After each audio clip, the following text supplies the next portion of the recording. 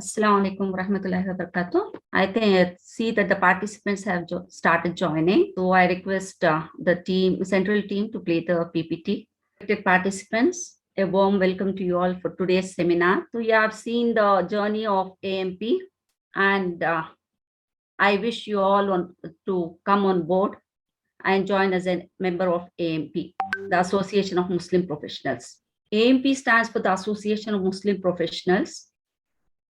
And keeping in mind the importance of education and social development for the overall upliftment of the community, this AMP, or the Organization of Muslim Professionals, the Association of Muslim Professionals, was started in the year 2007 with a mission to empower Muslims for the greater benefit of the society in general and as the nation as a whole. So our vision, the vision of AMP, is to make or develop a model Muslim community which is advanced in education, which is socially progressive, culturally vibrant, politically influential, and economically dynamic.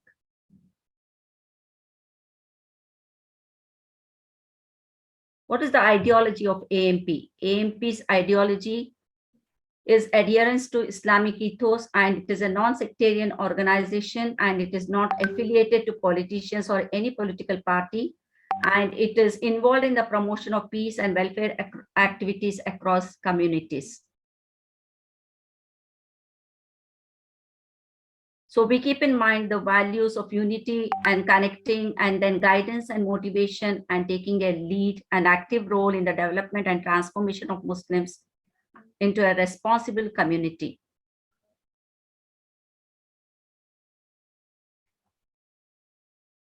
We have a secular phase of AMP, and it is our explorer that the Muslim should be able to rise and walk shoulder to shoulder with the rest of the fellow participants to form a better society.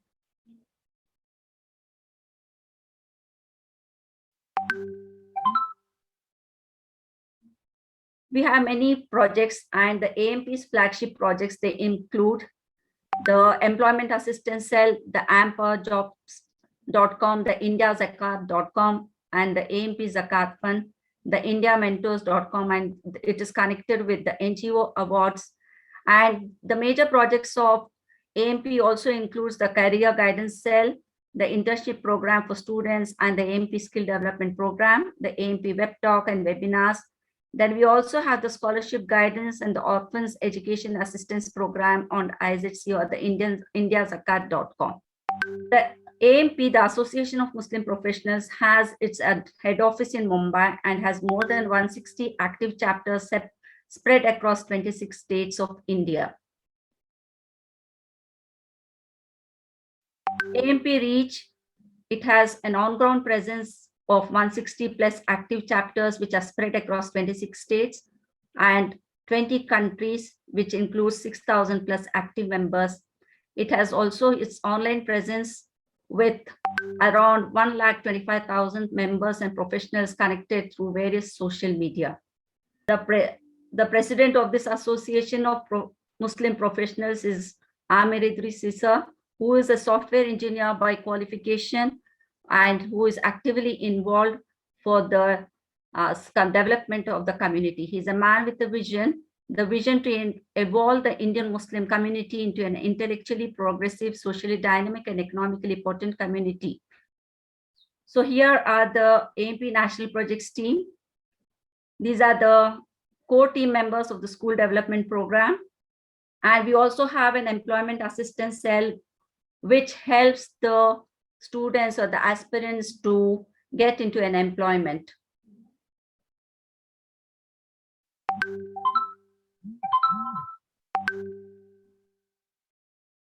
We have the IndiaZakat.com, which is a self-sustenance platform where the students are financially supported and scholarships are raised through crowdfunding. AMP conducts web talks regularly so that the students can remain connected. We also have the IndiaMentors.com, with each student who is mentored by a mentor.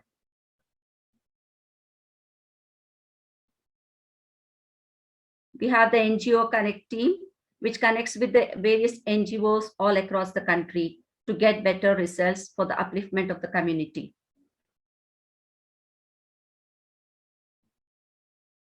We had a special project, Oxygen for All campaign, where AMP supplied oxygen cylinders worth rupees 50 lakhs in 25 plus locations all across India during the pandemic. We also had a special project during the COVID period, Feed the Poor campaign, where ration kits were supplied to the needy, and this was worth around 17.5 lakhs. We have many future plans and projects. So the AMP plans for 2022 includes the placement of 10,000 plus candidates in the employability training program, and also the skill training and helping families through indiazakat.com, and also conducting skill development lectures and web talks, and also career guidance seminars for 10th and 12th students. I request all to join the revolution of AMP to bring a greater change in the entire society.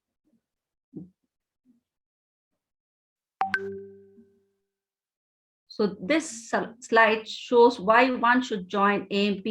I think it is easy for you all to read and then try to understand. How can you support AMP? So you can extend support to AMP in one of the following ways: by becoming a volunteer, by becoming a partner, by being a sponsor or a donor or a patron member. So when you support AMP, it is like supporting the entire community. So join the Association of Muslim Professionals, which is striving for peace and progress. Thank you so much. This was a brief description about AMP, its vision, and its various projects. Now I'd like to welcome the speaker of the day, that is Mrs. Shaheen Islam, who is a senior career counselor at Institute for Career Studies and also the state head of AMP, Uttar Pradesh. So we are very pleased to have you, ma'am, today for this session on Create Your Future. We are waiting to listen to you, and you can just take over the session now, ma'am. Thank you. Thank you so much, Asma. Thank you. Assalamu alaikum, everyone. Asma, can you please start sharing the screen, the PPT? Yes, ma'am. So today we have gathered together. आज हम लोग इकट्ठे हुए हैं future के बारे में बात करने के लिए, और इसमें मैं आपको कुछ कहानियां सुनाऊंगी, कुछ सवाल पूछूंगी। उम्मीद है आप सब लोग को कहानियां पसंद होंगी, और I hope you like questions also. आप लोग को जवाब देना होगा टाइप करके। आप लोग वो कर सकते हैं। अगर मैं आपसे सवाल पूछूं तो क्या आप लोग टाइप करके जवाब दे सकते हैं चैट बॉक्स में? यस, नो, जो बच्चे हैं यहाँ पर? Good, very good, yes, that's great. So सबसे पहला सवाल, जब तक ये स्क्रीन शेयरिंग स्टार्ट होने वाली है, चलिए मैं आपसे एक सवाल पूछती हूँ। आप में से कितने लोग हैं, how many of you can say कि आप फ्यूचर के लिए रेडी हैं? आप अपना हाथ उठाइए जो कह सकते हैं कि मैं I am ready for the future. Great, Nadia Khan says I M.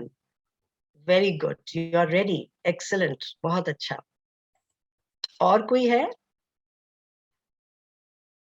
रानी शर्मा भी रेडी है, बहुत बढ़िया। और कौन कौन है?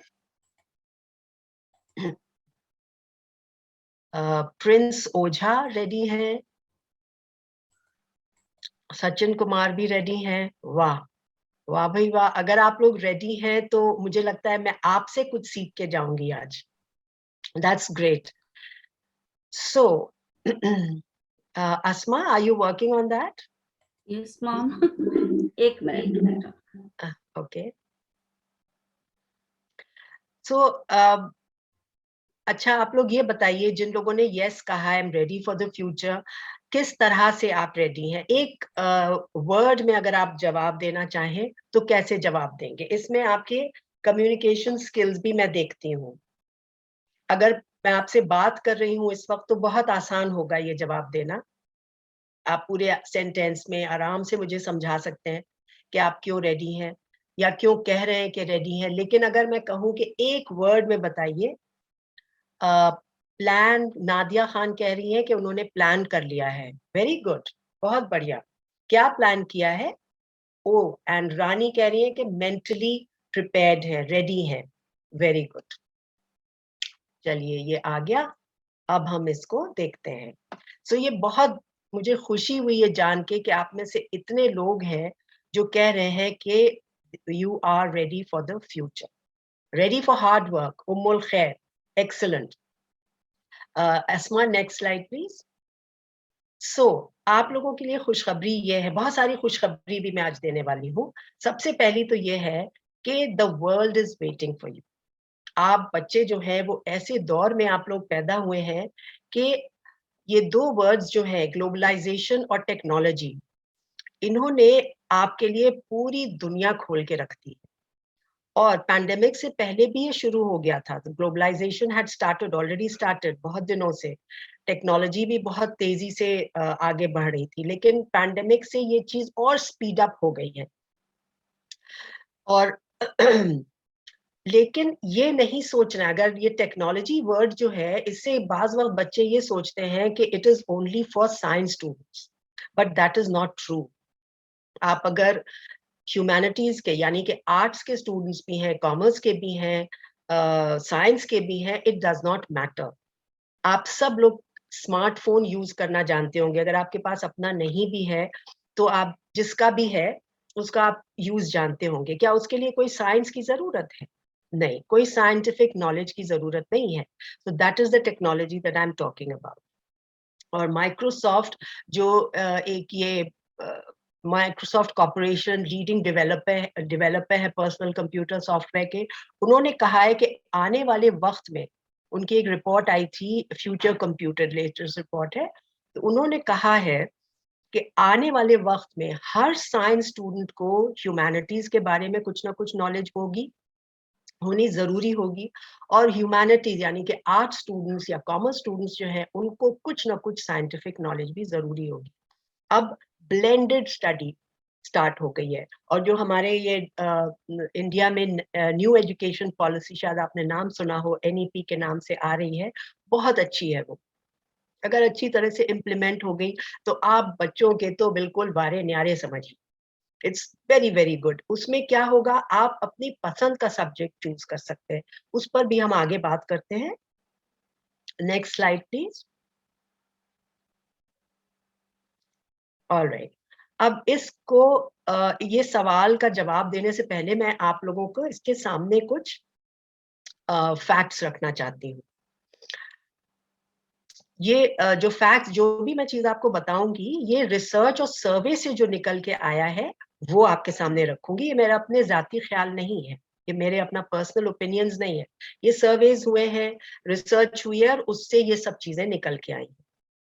तो एक बहुत इंटरेस्टिंग फैक्ट जो आप लोग देख भी रहे होंगे अपने इर्द गिर्द, वो ये है कि आजकल जो एवरेज पर्सन है वो अपने लाइफ टाइम में 5 से 12 करियर्स चेंज करेगा। वो जमाना चला गया जब हम पढ़ के निकलते थे, एक करियर में चले जाते थे और जिंदगी भर उसी में रहते थे, वहीं से रिटायर हो जाते थे। या अगर हमारा बिजनेस है तो उसको वाइंड अप करके हमारा काम खत्म हो जाता था। वो वक्त अब चला गया।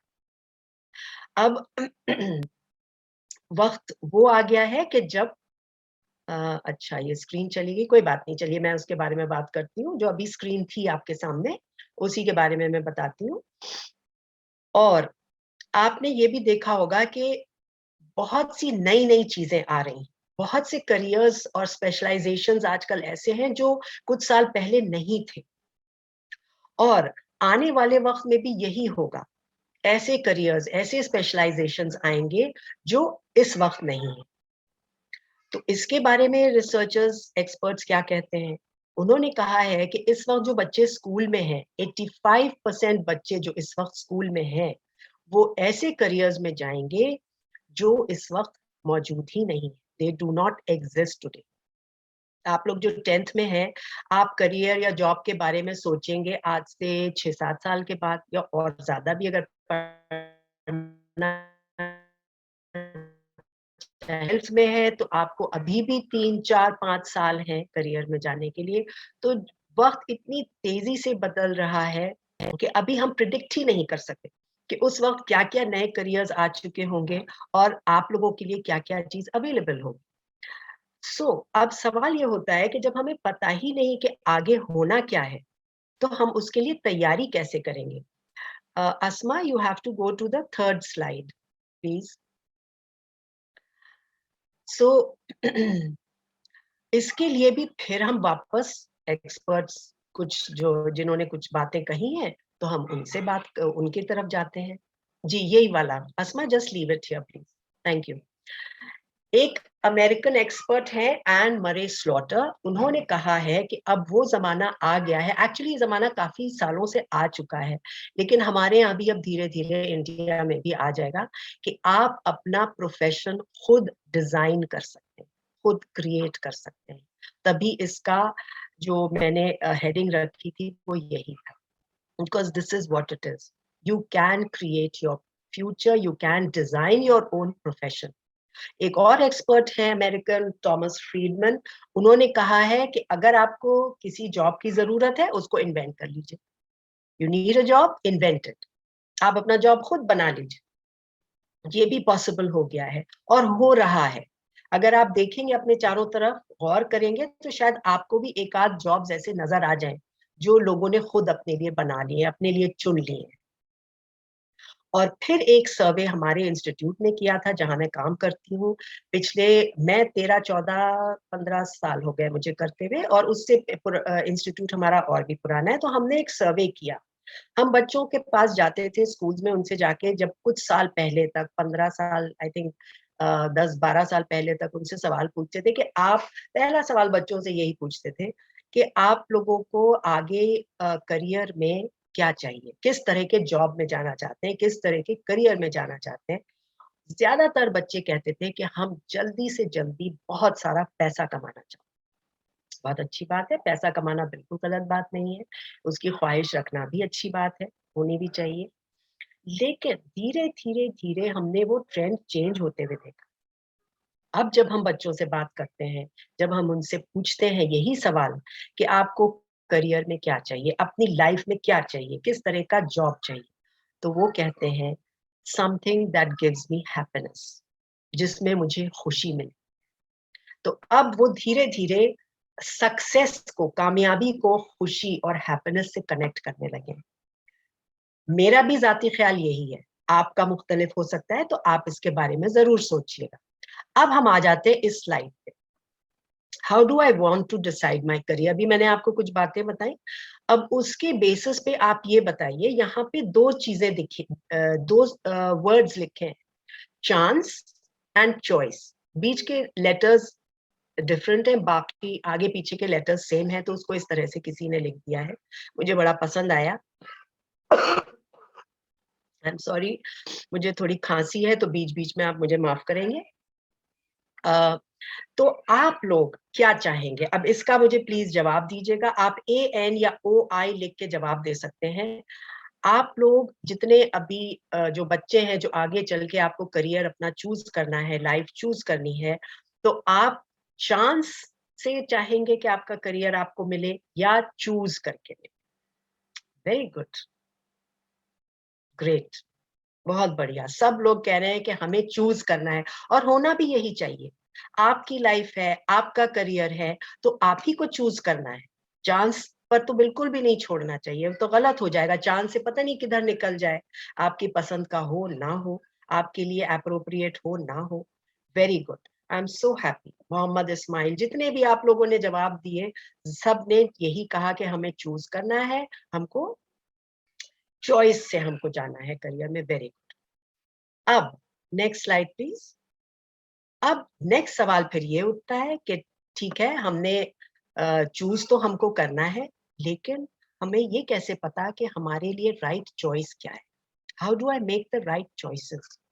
अच्छा, ये जो है ये सिर्फ बेटा इसमें आपके लाइफ के हर शोबे में आप ये प्रोसेस जो सामने आप देख रहे हैं, इसमें लिखा तो है करियर प्लानिंग प्रोसेस, लेकिन ये आप जिंदगी के हर चीज में इसको लागू कर सकते हैं, और वो मैं अभी आपको बताती हूँ कैसे। यहाँ तो ये करियर प्लानिंग प्रोसेस बताई है। इस स्टेटमेंट पे भी ध्यान दीजिए, career planning process. Career planning एक प्रोसेस होती है, it is not a one time event. आज आपने मेरी बातें सुन ली और आप खुश हो गए कि आज मैं बिल्कुल सक्षम हो गया, मुझे सब नॉलेज आ गई, आई एम रेडी। ऐसा नहीं होता है, ये एक प्रोसेस होती है, क्योंकि आपने अपने अपने को भी देखा होगा कि over a period of time हम सब लोग बदलते हैं। 5 साल पहले आपके इंटरेस्ट कुछ और रहे होंगे, 2 साल पहले कुछ और हो सकते हैं, आज हो सकता है और चेंज हो गए हैं। पहले शायद आपको कोई और सब्जेक्ट पसंद आता होगा, आज आपको कुछ और सब्जेक्ट पसंद आता होगा, और ये भी हो सकता है कि वही पसंद आता हो। तो हम लोग इंसान हैं, हम डायनामिक हैं, हम चेंज होते रहते हैं।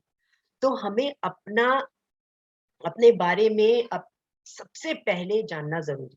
तो शुरुआत कहाँ से होती है इस प्रोसेस की? The very first thing is to know yourself. सारी विजडम, एक एक्सपर्ट ने कहा है, एक वाइज पर्सन ने कहा है कि ऑल विजडम स्टार्ट्स और बिगिंस बाय नोइंग योरसेल्फ। जब तक आप अपने आप को नहीं पहचानेंगे, आप आगे कोई भी सही डिसीजन नहीं ले सकते। उसकी वजह भी आपको समझ में आ जाएगी। मैं यहाँ मैंने आपसे वादा किया था कहानी सुनाऊंगी, पहली कहानी आपको सुनाती हूँ, और छोटी-छोटी कहानियां हैं, आप घबराइएगा नहीं। ये है कहानी अलेक्जेंडर द ग्रेट, सिकंदर जिन्हें हम कहते हैं। आप सब लोग जानते होंगे, बहुत बड़ा एम्परर था। हम लोग बुक्स में हम लोगों ने तो अपने ज़माने में बुक्स में, हिस्ट्री बुक्स में पढ़ा था। आप लोग ने भी नाम ज़रूर सुना होगा, गुड, आपने पढ़ा भी है, वेरी गुड। तो वो एम्परर थे ग्रीस के, मैसेडोनिया के, और बहुत जल्द उन्होंने एक नेबरिंग कंट्री थी पर्शिया, जो अब ईरान है, उसको कैप्चर कर लिया, और वो उस वक़्त 20 साल के भी नहीं हुए। तब उन्होंने रियलाइज किया कि मैं तो बहुत स्ट्रांग हूँ, बहुत ताकतवर हूँ, मैं शायद पूरी दुनिया जीत सकता हूँ, I can rule the world. लेकिन उससे पहले उसको दुनिया को जीतना जरूरी है। तो वो अपने मेंटर, गाइड, टीचर के, जो अरस्तु जिन्हें कहते हैं, वो एक फिलोसोफर थे, उनके पास गए और उनसे कहा कि मैं जा रहा हूँ दुनिया को कॉन्कर करने, ये मेरी ड्रीम है, उसको मुझे रियलाइज करना है। आप मुझे एक टिप दीजिए जिससे मैं कॉन्कर कर सकूं, बस एक बात मुझे बता दें कि किस तरह मैं सक्सेसफुल हो सकता हूं, मैं अपनी ड्रीम को रियलाइज कर सकता हूं, गोल तक पहुंच सकता हूं।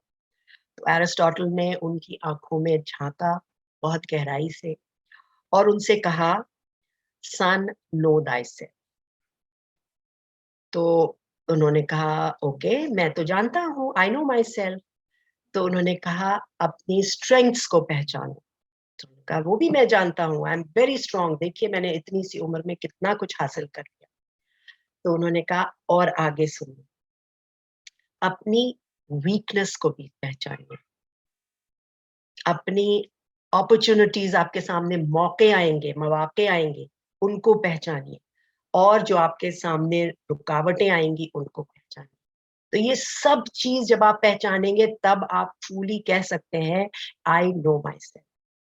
अब ये तो अलेक्जेंडर की बात थी, वो तो लड़ाई दुनिया जीतने निकले थे। आप लोगों को भी दुनिया जीतनी है, लेकिन दूसरी तरह से। आप लोगों को पढ़ाई के माध्यम से, पढ़ाई के थ्रू दुनिया जीतनी है। तो आपके लिए एज स्टूडेंट्स आपकी स्ट्रेंथ्स क्या हो सकती है?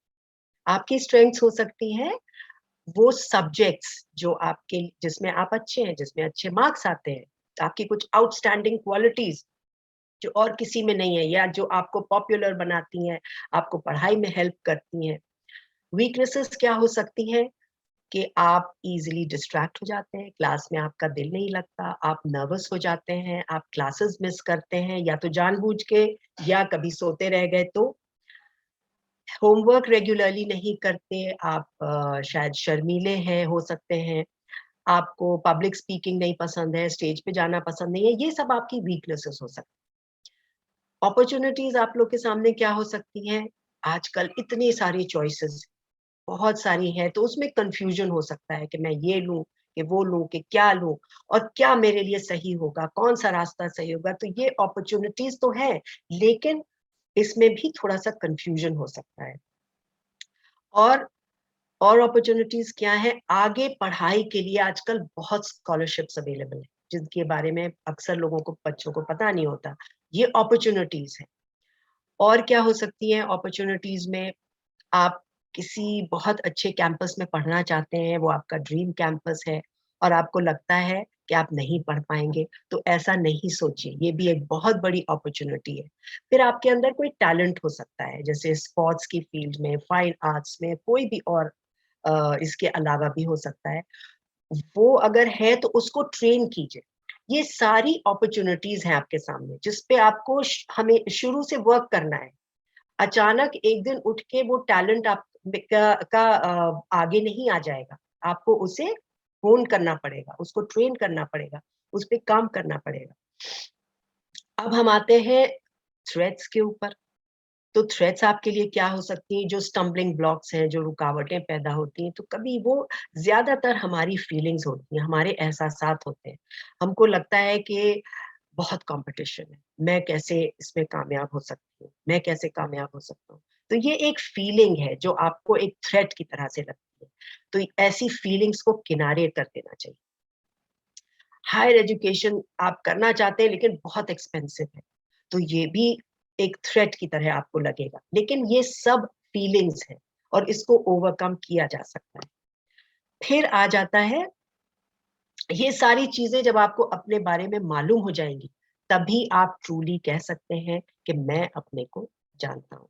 अभी तो आपके अपने आप को जाने, फिर यही फॉर्मूला अपना के आप बेस्ट सब्जेक्ट्स आपके लिए क्या है वो भी आप पता लगा सकते हैं। उसके आगे चलेंगे तो बेस्ट कोर्सेज कौन से होंगे आपके लिए, वो भी आप इसी फॉर्मूला से पता लगाएंगे।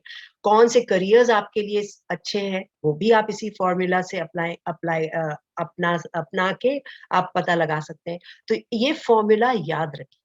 शुरुआत होती है नो योरसेल्फ से। अब ये आपने जब डाल दिया, समझ गए अपने आप को, तो फिर आप चारों तरफ अपने देखेंगे कि पॉसिबिलिटीज क्या है, कौन से कोर्सेज अवेलेबल हैं, कहाँ मिलेंगे, कहाँ मैं पहुंच सकता हूँ। जब ये भी मालूम हो जाएगा तो आप फिर आपको चूज करना है। अब प्रॉपर नॉलेज के बाद बगैर इंफॉर्मेशन के बगैर, इंफॉर्मेशन बहुत पावरफुल चीज है, उसके बगैर आप प्रॉपर चॉइसेस नहीं कर सकते। और फाइनली जब ये सब हो जाएगा, फिर आपको एक्ट करना, प्लान करके उसको एग्जीक्यूट करना होगा। तो ये पूरा जब आप कर लेते हैं, तो आपका ये पूरा करियर प्लानिंग प्रोसेस यहाँ कंप्लीट हो जाता है। और एक बात और मैं यहाँ कहना चाहती हूँ कि अगर आपके अंदर कंफ्यूजन है, मान लीजिए 10th कर लिया, अभी आप कंफ्यूज है, 12th कर लिया, उसके बाद भी कंफ्यूज है, इसमें कोई बुराई नहीं। कंफ्यूजन का मतलब ये है कि आपके अंदर बहुत सी सलाहियत है और अभी आप डिसाइड नहीं कर पा रहे हैं। तो वो भी आगे चल के बताऊंगी कि अगर 12वीं के बाद भी कंफ्यूज है तो आपको क्या करना चाहिए। 10th के बाद है तो अभी तो 2 साल स्कूल के आपके बाकी हैं। तो ये सब चीजों को, लेकिन आप जब नो योर सेल्फ से स्टार्ट करेंगे, अपने आप को अच्छी तरह पहचान जाएंगे, तो यकीन कीजिए ये बाकी सब चीजें आपके लिए बहुत ईजी हो जाएगी। Next please.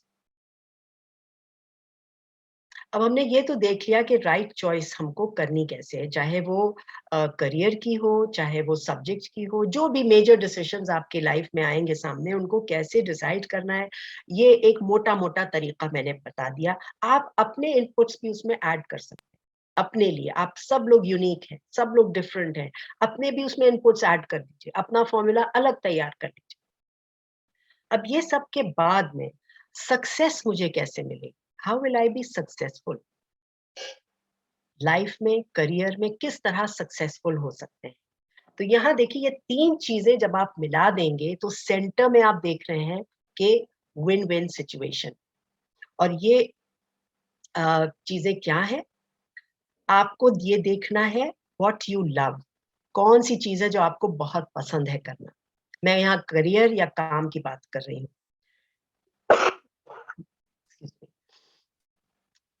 सेकंड, आप किस चीज में बहुत अच्छे हैं। और थर्ड, दुनिया को किस चीज की जरूरत है जो आपको उसके लिए पैसा देने को तैयार है, क्योंकि मनी इंपॉर्टेंट है ना, वो भी बहुत इंपॉर्टेंट है। विनिंग सिचुएशन तभी होगी जब आप इन तीनों चीजों को कंबाइन करेंगे।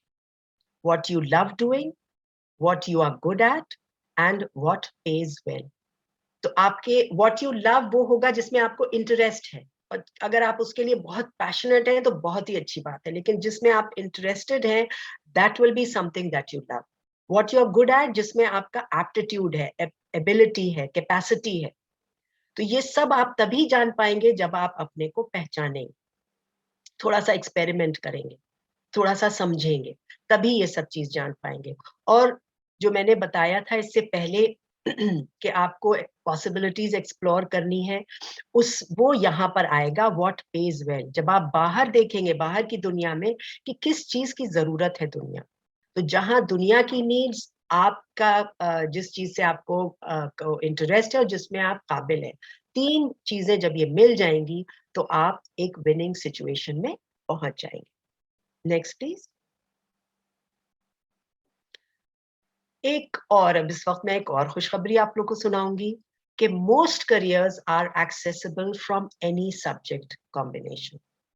एनईपी जैसे जिसका मैंने अभी भी जिक्र किया था, न्यू एजुकेशन पॉलिसी जो आने वाली है, उसमें ये जो बैरियर्स थे कि साइंस स्ट्रीम है और आर्ट स्ट्रीम है और कॉमर्स स्ट्रीम है, ये सब हट जाएगा।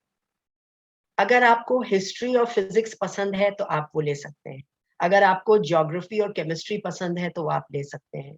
अगर आपको मैथ और से सिविक्स पसंद है, तो पॉलिटिकल साइंस पसंद है, साइकोलॉजी पसंद है, तो वो भी आप ले सकते हैं। कुछ कॉम्बिनेशंस कुछ स्कूल्स में अभी भी ये स्टार्ट हो चुके हैं, लेकिन अब जब ये सब स्कूल में एजुकेशन पॉलिसी लागू हो जाएगी तो ये सारे बैरियर्स हट जाएंगे, और जो जो सब्जेक्ट्स आपको पसंद है वो आप चूज कर सकते हैं। और जैसा कि मैंने अभी बताया कि ज्यादातर करियर्स किसी भी सब्जेक्ट कॉम्बिनेशन से एक्सेसिबल है, आप जा सकते हैं।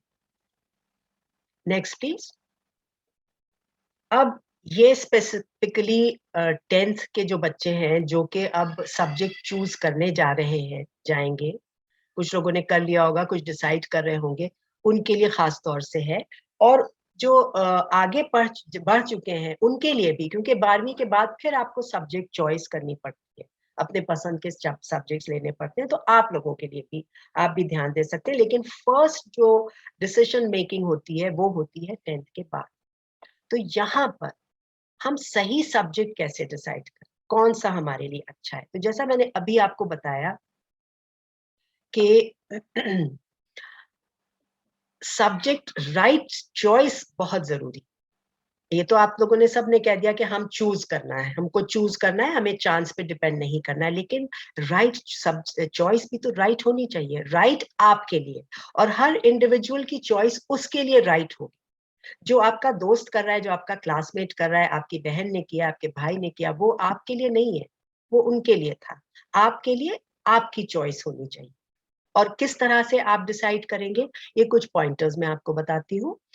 तो 3 फैक्टर्स को आप जहन में रखिए जब आप सब्जेक्ट चूज करने जा रहे हैं। दो तो पहले हम डिस्कस कर ही चुके हैं। वो सब्जेक्ट जिसको आपको पढ़ने में बहुत मजा आता है, आप खूब एंजॉय कर, ये बिल्कुल सोचना छोड़ दीजिए कि इसका आगे चल के मैं क्या करूंगा। आपको कुछ ना कुछ मिलेगा, बहुत कुछ मिलेगा, इनफैक्ट वो भी मैं थोड़ा सा आगे बताऊं। वो सब्जेक्ट चूज कीजिए जो आपको बहुत पसंद है, जिसमें पढ़ने में बहुत दिल लगता है। सेकंड, उसमें आपके मार्क्स भी अच्छे आने चाहिए, है ना। सिर्फ पसंद ही तो काफी नहीं है, क्योंकि आपको रिजल्ट भी देना है, मार्क्स अच्छे होने चाहिए। और अगर आप किसी ऐसे करियर में जा रहे हैं, जाने का सोच रहे हैं जो सब्जेक्ट स्पेसिफिक है, जिसमें कोई सब्जेक्ट जरूरी ही है, एक मिसाल मैं देती हूँ, जैसे डॉक्टर बनना है, तो आपको अगर मेडिसिन पढ़नी है तो आपको फिजिक्स, केमिस्ट्री, बायोलॉजी पढ़नी है। तो ये आपको पहले से प्लान जब आप करेंगे तो आपको मालूम हो जाएगा कि मुझे अगर डॉक्टर बनना है तो मुझे ये 3 सब्जेक्ट्स पढ़ने हैं। अगर आप उसमें अच्छे नहीं हैं तो ज़्यादा मेहनत कीजिए, क्योंकि आपका एम क्या है? डॉक्टर बनना। या अगर आप अपना एम कॉम्प्रोमाइज़ करने को तैयार हैं तो आप सब्जेक्ट ड्रॉप कर सकते हैं। अगर वो कॉम्प्रोमाइज़ करना नहीं चाहते, डॉक्टर बनना ही बनना है, सिर्फ़ एक मिसाल मैं दे रही हूँ आपको, इससे बहुत सी मिसालें मिल जाएँगी। तो आपको उन सब्जेक्ट्स में अच्छा करना ही है। अगर आप मेहनत नहीं कर सकते हैं, तो इट इज़ बेटर कि आप उसे छोड़ के कोई और सब्जेक्ट ले लें। वो ख्वाब छोड़ दें, कोई और नया ख्वाब आप पैदा कर लें, ठीक है? क्योंकि आधे मन से कुछ भी करने से कामयाबी नहीं मिलती है कभी। तो 3 फैक्टर्स क्या हो गए? सब्जेक्ट जिसमें आप बहुत अच्छे हैं, सेकंड जिसमें आपके मार्क्स भी अच्छे आते हैं, और अगर कोई ऐसा करियर है जिसमें एलिजिबिलिटी के लिए वो सब्जेक्ट चाहिए, तो वो। तो 3 चीज़ें ज़हन में रख के आप सब्जेक्ट चूज़ करेंगे। अब राइट सब्जेक्ट, मैं तब से राइट सब्जेक्ट कह रही हूँ, राइट चॉइस कह रही हूँ, इससे का फ़ायदा क्या है? राइट सब्जेक्ट चूज़ करने से होगा क्या? एक तो ये कि आपको जहाँ पहुँचना है, आप वहाँ पहुँच जाएँगे, अगर आपने अच्छा परफ़ॉर्म किया उसमें। लेकिन अगर आप अपनी पसंद का सब्जेक्ट लेते हैं, जिसमें आपका परफ़ॉर्मेंस भी अच्छा है, जिसमें आपको इंटरेस्ट भी आता है और आपको मज़ा आता है बेसिकली उसको करने में, तो उससे क्या होता है? ये भी एक स्टडी की गई तो उससे पता चला कि जब हम सही सब्जेक्ट लेते हैं, ऐसे सब्जेक्ट लेते हैं जो हमसे जेल कर जाता है, जिसको पढ़ने में जब हम पढ़ने बैठते हैं तो हमें पता ही नहीं चलता कि वक़्त कहाँ चला गया। और आप सब लोग ऐसा सब्जेक्ट ज़रूर एक बता सकेंगे कि जिसमें आप जब पढ़ने बैठते हैं तो आपको पता नहीं चलता वक़्त का। कुछ ऐसे होते हैं कि 10 मिनट में आपको लगता है यार क्या हो गया? अब तो मैं पढ़ ही नहीं पा रहा, मैं तो कॉन्संट्रेट नहीं कर पा रहा, फ़ोकस नहीं कर पा रहा। और दूसरी तरफ वो सब्जेक्ट होगा जिसमें आप पढ़ते जाएँगे, आपको समय का, वक़्त का पता ही नहीं चलेगा। तो जब हम राइट सब्जेक्ट चूज़ करते हैं तो क्या होता है? Maths, okay. सुहेल साहब को मैथ्स में ऐसा लगता है, वेरी गुड, बहुत अच्छा सब्जेक्ट है। तो अच्छा, एक बार मैथ्स की आप लोगों ने ज़िक्र किया तो मैं एक और बताऊँ, मैथ्स से जब हम अच्छा सब्जेक्ट पढ़ते हैं, तो वो सब्जेक्ट पढ़ते हैं जिसमें हमारा बहुत दिल लगता है, तो हमारी इंटेलेक्ट डेवलप होती है, हम और स्मार्ट होते हैं, हमारे higher order thinking skills develop होती हैं। जब वो होता है तो हमारा परफॉर्मेंस लेवल इम्प्रूव होता है, हमें मार्क्स ज़्यादा अच्छे मिलते हैं। जब मार्क्स अच्छे मिलते हैं तो हमारा सेल्फ एस्टीम एनहांस होता है, यानी कि हम अपने बारे में बहुत अच्छा सोचते हैं और कॉन्फिडेंट फील करते हैं। दूसरी तरफ हमें फिर उसमें ट्यूशन के लिए नहीं जाना पड़ता, हम खुद ही से उसको पढ़ लेते हैं, तो हमारा वक़्त भी बचता है और हमारे पैसे भी बचते हैं। वक़्त बचता है तो हम उसको अपनी हॉबीज़ में इस्तेमाल कर सकते हैं, एक्स्ट्रा करिकुलर एक्टिविटीज़ में इस्तेमाल कर सकते हैं, क्योंकि हॉबीज़ और एक्स्ट्रा करिकुलर एक्टिविटीज़ बहुत इम्पोर्टेंट हैं आपके ओवरऑल ग्रोथ के लिए। आगे चल के मैं ये भी बताऊँगी कि पढ़ाई आजकल सिर्फ़ पढ़ाई, आजकल क्या कई सालों से ऐसा हो रहा है कि पढ़ाई अकेली काफ़ी नहीं है अच्छे जॉब या अच्छे बिज़नेस या अच्छे काम के लिए। तो उसके लिए बाकी स्किल्स डेवलप करने के लिए आपके पास एक्स्ट्रा करिकुलर एक्टिविटीज़ होनी चाहिए, हॉबीज़ होना चाहिए, और कुछ भी हो सकता है जिसमें आपका दिल लगता हो। स्पोर्ट्स हो सकता है, आर्ट हो सकता है, म्यूज़िक हो सकता है, थिएटर हो सकता है, एक्टिंग हो सकती है। आप डिसाइड करेंगे कि वो क्या चीज़। उससे आपका, जैसे मैंने कहा, स्मार्ट माइंड तो smart personality, you become happy, you feel fulfilled. तो देखिए, एक राइट चॉइस से कितने सारे आपको फ़ायदे पहुँचते हैं। और जैसे मैंने बताया कि ये भी नोटिस किया है कि जो जो लोग हर चीज़ अपनी पसंद की करते जाते हैं और फ्लेक्सिबल भी होते हैं, अगर उनकी पसंद बदलती है तो वो भी उसके मुताबिक बदल जाते हैं, वो लाइफ में ज़्यादा सक्सेसफुल। अब इसके बाद एक कहानी मैं आप लोगों को सुनाने जा रही हूँ। ये भी छोटी-सी कहानी है और मैं चाहूँगी कि आप लोग गूगल पे जाके इसको पूरी कहानी को पढ़िए, बहुत इंटरेस्टिंग है, बहुत बड़ी है भी नहीं। ये एक एनिमल स्कूल है। अब इसमें आप देख रहे हैं कि कितने सारे जानवर हैं, इनका आज एग्ज़ाम का डे है, आज इनको इम्तिहान देना है। ये मास्टर साहब सामने बैठे हैं और वो कह रहे हैं कि आज आप लोग तैयार होके आए होंगे, तो आपका एग्ज़ाम है कि आपको इस जो पीछे पेड़ दिख रहा है, उस पे चढ़ना है। अब ये आप मुझे बताइए कि ये फेयर एग्जाम है कि नहीं, ये सबके लिए फेयर है या नहीं है? नहीं है ना? तो सब लोग आप लोग यही कहेंगे। आइंस्टाइन का कहना था, बहुत बड़े साइंटिस्ट थे, उनका ये कहना था कि एवरीबडी इज अ जीनियस। हर इंसान बहुत सारी सलाहियत लेके उतरता है, पैदा होता है और जीनियस होता है अपने अपनी फील्ड में। लेकिन if you judge a fish by its ability to climb a tree, it will live its whole life believing that it is stupid. अब ये मछली भी बैठी है छोटे से बोल में, अगर इससे कहा जाएगा कि तुम पेड़ पे चढ़ो तो नहीं चढ़ सकती, और क्योंकि ये नहीं चढ़ पाएगी तो इससे हम कहेंगे कि तुम फेल हो गई। तो क्या ये इंसाफ की बात है?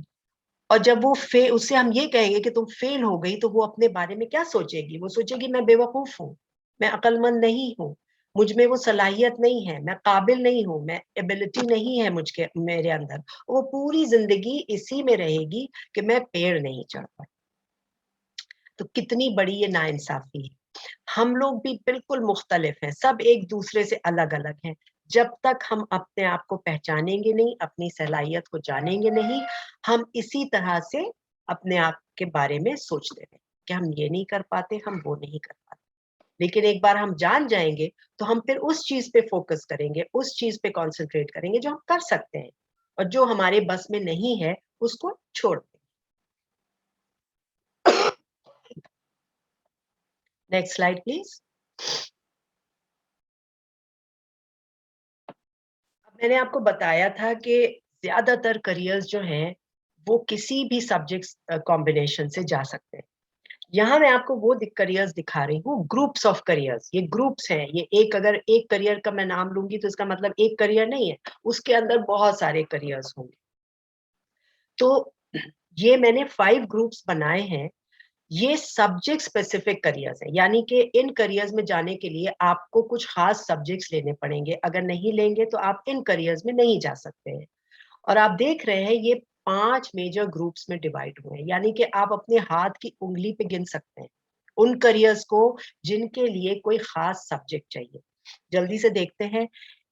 अगर मैं कहूँ कि हवा के कुछ करियर्स, पानी के कुछ करियर्स और कुछ अर्थ, तीनों एरियाज के कुछ कुछ करियर्स हैं जो सब्जेक्ट स्पेसिफिक। फ्लाइंग, एयरफोर्स या कमर्शियल फ्लाइंग, यानी कि पायलट बनना है तो आपको फिजिक्स मैथ लेनी है, उसके बगैर नहीं जा सकते। नेवी, नेवल डिफेंस या मर्चेंट नेवी में जाना है तो फिजिक्स मैथ लेनी है। कहीं कहीं केमिस्ट्री की भी जरूरत है कुछ इंस्टीट्यूट्स में। इंजीनियरिंग के लिए फिजिक्स, केमिस्ट्री, मैथ। मेडिसिन के लिए ये सारे स्पेशलाइजेशंस उसके लिखे हैं मैंने कि ग्रुप्स ऑफ करियर्स हैं। मेडिसिन में फिजिक्स, केमिस्ट्री, बायोलॉजी चाहिए। और साइंटिफिक रिसर्च, आगे आप रिसर्च करना चाहते हैं तो अपना कोई भी एक साइंस का सब्जेक्ट चूज करके आप रिसर्च कर सकते हैं। तो ये सारे, बस ये 5 ग्रुप्स हैं जो मुझे मिले जो सब्जेक्ट स्पेसिफिक। इसके अलावा अच्छा, इनमें भी कुछ करियर्स ऐसे हैं, जैसे मर्चेंट नेवी में कुछ करियर्स ऐसे हैं जो होटल मैनेजमेंट वाले जा सकते हैं, जिसमें वो भी एक बहुत लंबी लिस्ट है, आप लोग उसको भी सर्च कर सकते हैं। तो जो मैंने शुरू में कहा था, the world is waiting for you, it is true. आप अपनी पसंद के सब्जेक्ट्स लीजिए, अपने को पहचान के लीजिए, पूरी दुनिया आपके सामने खुली हुई है। और जब तक आप निकल के आएंगे और पता नहीं कितने करियर्स आ चुके हैं। और जैसा मैंने पहले कहा, अगर नहीं है आपकी पसंद का करियर तो उसको क्रिएट कर लीजिए। Next slide please.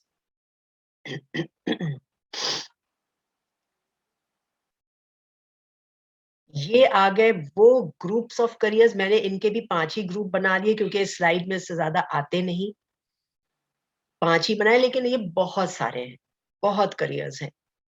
Management, law, media, computers and IT, academics, research. ये सारे करियर्स, ग्रुप्स ऑफ करियर्स में जाने के लिए कोई सब्जेक्ट स्पेसिफिक ये नहीं है। कोई भी कॉम्बिनेशन आपके पास हो, कोई भी सब्जेक्ट्स हो, आप इनके सारे करियर्स में जा सकते हैं। अच्छा, यहाँ मैं एक सवाल पूछती हूँ। चार्टर्ड अकाउंटेंट आप लोग जानते हैं कौन होता है? सीए का कोर्स होता है, बहुत वेरी गुड। चार्टर्ड अकाउंटेंट बनने के लिए कौन से सब्जेक्ट्स चाहिए आपको 11th 12th में? जी बताइए। Commerce, math, commerce, accounts, commerce stream plus maths. Okay, good.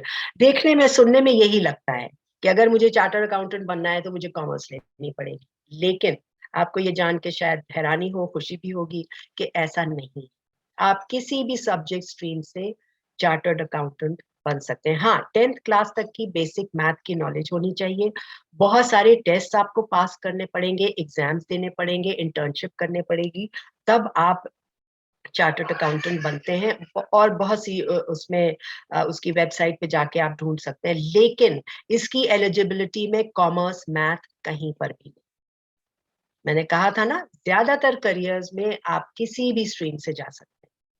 Okay, इस चीज को याद रखिएगा। अब हम आगे बढ़ते हैं। Please change the slide. Next slide please. अब मैं ग्रुप्स ऑफ करियर्स आपको बता रही थी ना, तो ये उसकी एक मिसाल है। ग्रुप्स ऑफ करियर्स जो मैं कह रही थी, यहाँ पर ये एक मास कॉम की डिग्री, बीए इन मास कॉम या एमए इन मास कॉम या डिप्लोमा इन मास कॉम, कोई भी आप ले लीजिए। इसमें करियर्स देखिए कितने सारे निकल के आ रहे हैं, और सिर्फ ये 10 यहाँ पे दिए, इसमें और भी हैं। Print journalism, TV journalism, social media, radio, web journalism, public relations, event management, advertising, film production, direction, whatever, photography. ये एक डिग्री से आप ये 10 करियर्स में से किसी में भी जा सकते हैं। तो ये जो मैं ग्रुप्स आपको बता रही थी, उसकी एक मिसाल खाली मैंने यहाँ पर आपको दी। अब हम आगे चलते हैं। Next slide please. जो लोग 12th कर चुके हैं या अभी जो 10th में है, आगे चल के 12th करेंगे, उनके सामने 12th के बाद दो चॉइसेस आती हैं कि हम एकेडमिक कोर्स करें या प्रोफेशनल कोर्स करें। एकेडमिक यानी कि सब्जेक्ट्स, कोई सब्जेक्ट्स लेके हमें आगे सब्जेक्ट्स पढ़ने हैं। अभी हमको किसी प्रोफेशनल कोर्स में नहीं जाना, वोकेशनल कोर्स में नहीं जाना। अभी हम अपने, ये सब्जेक्ट मुझे बहुत पसंद है तो मैं इसको आगे लेके पढ़ना चाहती हूँ या पढ़ना चाहती हूँ। तो ये कैसे डिसाइड करेंगे कि आपको एकेडमिक कोर्स करना है कि प्रोफेशनल करना है? तो दो तरीके हैं। अगर आप 12th तक पहुंचते पहुंचते बिल्कुल फोकस्ड हैं, बिल्कुल श्योर हैं कि मुझे प्रोफेशनल कोर्स करना है, आपने सब तैयारी कर ली है, प्लानिंग कर ली है, और आपने डिसाइड कर लिया है कि मुझे प्रोफेशनल कोर्स करना है, आप सीधे उसमें जा सकते हैं। लेकिन 12th के बाद दो केसेस में आपको एकेडमिक कोर्स लेना चाहिए। वो क्या है दो केसेस? एक तो ये कि आपको कोई सब्जेक्ट बहुत पसंद है, आप उसको छोड़ना नहीं चाहते, उसको आगे तक पढ़ना चाहते हैं। क्योंकि ये याद रखिए कि प्रोफेशनल कोर्स में आप ग्रेजुएशन के बाद भी जा सकते हैं। 12th के बाद जाना जरूरी बिल्कुल भी नहीं है, कभी भी जा सकते हैं। किसी भी स्टेज, लाइफ की स्टेज में आप प्रोफेशनल कोर्स कर सकते हैं, प्रोवाइडेड आप एज लिमिट के अंदर आते हैं। कुछ कुछ प्रोफेशंस में एज लिमिट होती है। तो एकेडमिक कोर्स, अगर आपको कोई सब्जेक्ट बहुत पसंद है, आप छोड़ना नहीं चाहते, उसको आगे ले जाना चाहते हैं, तो आप एकेडमिक कोर्स ले लीजिए।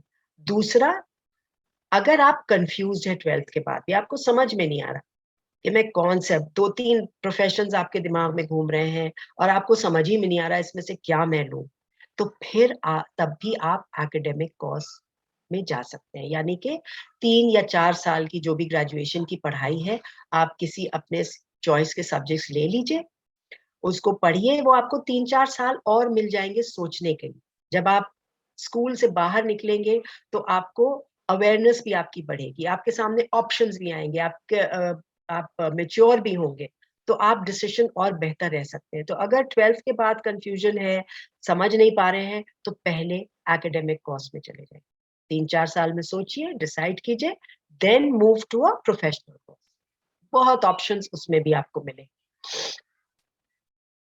अब आ जाता है कोर्स, तो हमने बता दिया कि एकेडमिक में चले जाइए या प्रोफेशनल में चले जाइए। यहाँ पे कैसे समझ में आएगा कि कौन सा राइट है? जैसा कि मैंने आपको अभी बताया, राइट कोर्स आपके लिए वो होगा, next slide please Asma. Right course आपके लिए वो होगा जो पहले सब्जेक्ट के लिए हमने बातें बताई थी वही कोर्स के लिए भी अप्लाई होंगी। आपका एप्टीट्यूड होना चाहिए, आपका इंटरेस्ट होना चाहिए, और जो आप आगे करना चाहते हैं उस पे वो बेस्ड होना चाहिए। राइट कोर्स भी वही उसी तरह से आप चूज करें। Next please. अभी मैंने आपको बताया कि आप एकेडमिक कोर्सेज में भी जा सकते हैं, प्रोफेशनल कोर्सेज में भी जा सकते हैं। तो एकेडमिक कोर्सेज क्या क्या है? बहुत सारे हैं, थोड़े से मैंने यहाँ पर लिखे हैं। जैसे आपको अगर ह्यूमैनिटीज में बढ़ना चाहते हैं तो BA anthropology, education, history, literature, depending on कौन सा सब्जेक्ट आपको पसंद है वो, और उसके साथ एक दो कॉम्बिनेशन आपको और लेना पड़ेगा, वो लेके आप पढ़ सकते हैं आगे। कॉमर्स आपको पसंद है, यहाँ पसंद पे ध्यान देना बहुत जरूरी।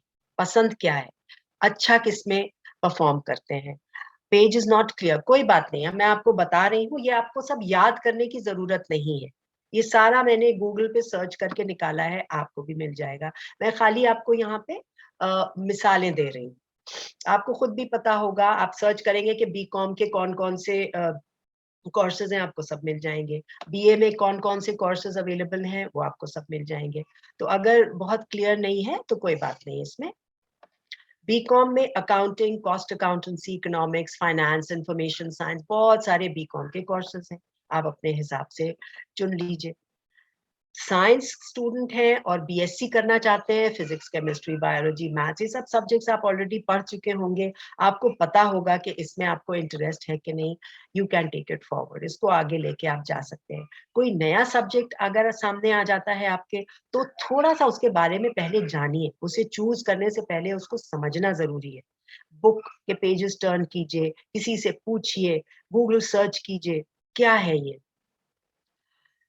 तो उस सब के जरिए फिर आप उसका चॉइस चूज कीजिए अपना सब्जेक्ट। जाने बगैर कोई सब्जेक्ट नहीं लेना। इसलिए नहीं लेना है कि मेरा क्लासमेट ले रहा है, मेरा बेस्ट फ्रेंड ये सब्जेक्ट ले रहा है तो मुझे भी यही करना है। और ऐसी गलती बहुत लोग कर चुके हैं और बाद में पछताए भी हैं। तो ये गलती नहीं करनी है, आपको समझ बूझ के चॉइसेस अपनी करनी है। Next slide please. Academic courses हमने देख लिए, अब प्रोफेशनल कोर्सेज का मैंने जिक्र किया था, तो उसके 12th के बाद कौन कौन से हो सकते हैं।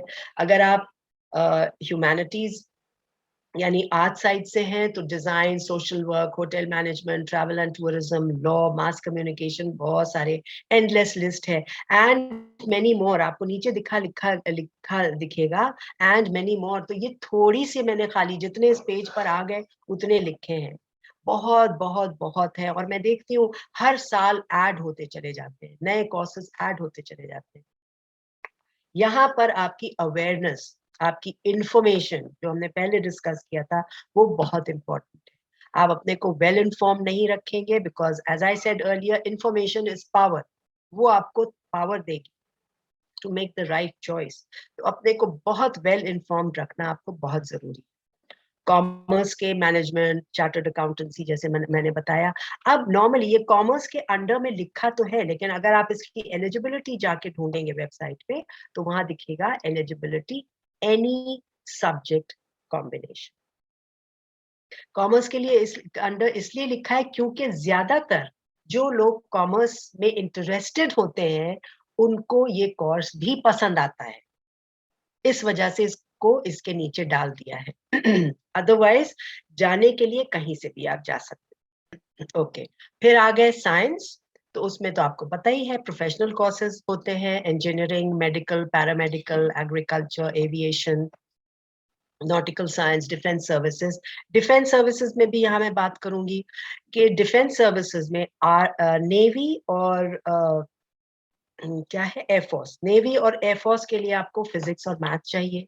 आर्मी के लिए एनी सब्जेक्ट कॉम्बिनेशन, ह्यूमैनिटीज से भी, कॉमर्स से भी, साइंस से भी, किसी से भी आप जा सकते हैं। तो ये कुछ चीजें हैं जो आपको याद रखनी पड़ेंगी।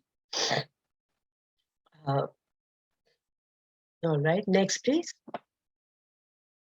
अब एक बहुत और इंटरेस्टिंग एरिया है जो अक्सर हम लोग मिस कर जाते हैं, बच्चे मिस कर जाते हैं, क्योंकि हमें मालूम नहीं होता है। स्पोर्ट्स और ईसी, एक्स्ट्रा करिकुलर एक्टिविटीज का कोटा होता है बहुत सारे कॉलेजेस और यूनिवर्सिटीज में। अक्सर वो खाली पड़े रह जाते हैं, उसमें कोई जाता ही नहीं है, लोगों को पता ही नहीं होता है। तो इसको जरूर एक्सप्लोर कीजिए। अगर कोई ऐसी एक्टिविटी है जिसमें आपको बहुत महारत है, आप कोई स्पोर्ट खेलते हैं जो आप बहुत अच्छे लेवल पे खेलते हैं, अब यहाँ पर ये जानना जरूरी है कि you have to be exemplary, बहुत अच्छा परफॉर्मर होना है आपको, तब इस कोटा में आप क्वालिफाई करेंगे, इसके लिए एलिजिबल होंगे। और इसकी वेटिंग भी है कुछ जगह पर 25 से 40%। अगर आपके पास सर्टिफिकेट है, कोई आप गेम खेलते हैं, नेशनल लेवल प्लेयर हैं तो बहुत ही अच्छी बात है, लेकिन अगर उससे कम भी हैं, डिस्ट्रिक्ट लेवल है या स्टेट लेवल है, तो उसके 25 to 40% वेटेज उसको मिलता है, कहीं कहीं पर 60 to 75% भी मिलता है। फिर आपका ट्रायल भी होगा, आपको एडमिशन से पहले देखा भी जाएगा कि आप कैसा परफॉर्म करते हैं। तो if you are good at something apart from studies, पढ़ाई के अलावा आपके इंटरेस्ट हैं, उनको भी खूब चमकाइए, उनको पॉलिश कीजिए, मांझिए, सर्टिफिकेट हासिल कीजिए and use it to get admission to some good university, जहां पर ये कोटा होता है। हर यूनिवर्सिटी में नहीं होता, लेकिन बहुत सी अच्छी अच्छी यूनिवर्सिटीज में ये कोटा होता है। तो इस ये भी एक तरीका है उस कैंपस में जाने का जहां जो आपका ड्रीम कैंपस, जहां आप पढ़ना चाहते हैं। अब कैंपस की बात करते हैं, नेक्स्ट स्लाइड प्लीज।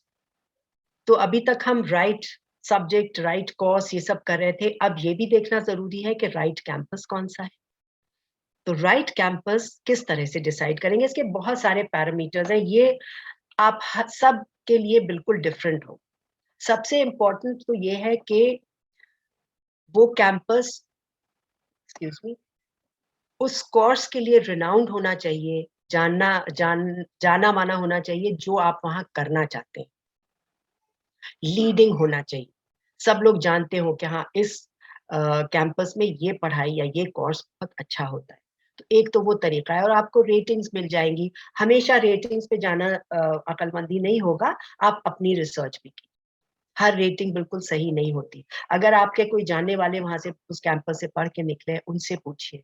अगर आप विजिट कर सकते हैं तो जाके विजिट कीजिए और देखिए कि आपको वहां पर सब कैसा लग रहा है। वहां अगर और फर्दर अगर आपके पास टाइम है और आप सर्च कर सकते हैं, तो कुछ चीजें लोगों ने, एक्सपर्ट्स ने बताई हैं कि क्या क्या देखना चाहिए राइट कैंपस के।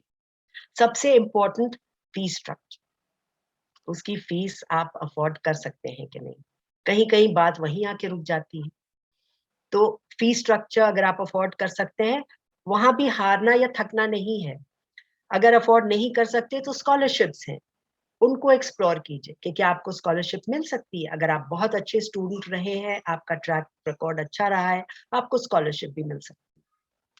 फिर घर से दूरी, आपके पेरेंट्स आपको कहाँ तक जाने देंगे, दूसरे स्टेट में जाने देंगे, दूसरे शहर में जाने देंगे? अगर हाँ, तो आप और जगह कैंपस तलाश कीजिए, यूनिवर्सिटी, कॉलेज, इंस्टीट्यूशन तलाश कीजिए।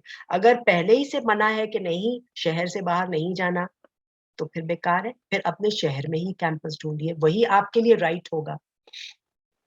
अगर आप डिस्ट्रैक्टेड होते हैं, बहुत बड़े क्लास में पढ़ाई नहीं कर पाते हैं, आपको इंडिविजुअल अटेंशन ज्यादा चाहिए पढ़ने के लिए, तो ये देखिए कि वहां पर क्लास का साइज क्या होता है। कहीं कहीं 80-80 बच्चे एक क्लास में होते हैं, कहीं पे 40-50 होते हैं, कहीं पे उससे भी कम होते हैं। तो आपको अपने बारे में देखना है, आप किस तरह से पढ़ाई कर सकते हैं। बहुत बड़े क्लास में अगर आप लॉस्ट फील करेंगे तो वो कैंपस आपके लिए सही नहीं है।